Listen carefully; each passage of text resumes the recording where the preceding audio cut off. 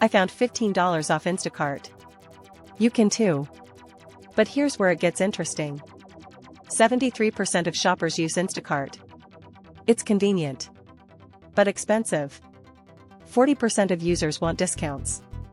Now they can. Wait until you see what's next. Code SAVE15 saves $15. Code GROCERY10 saves 10%. Code FRIEDL saves on delivery. But there's more. The next part changes everything. Enter code at checkout. Click apply. Save money. 90% of users don't know this. But now you do.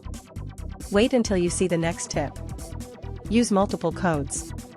Stack savings. 20% of users do this. Now you can too. But here's the best part. Save $15 with Instacart. Use top codes. Get more savings. Like and subscribe for more promo code videos. Comment, what's your favorite grocery item?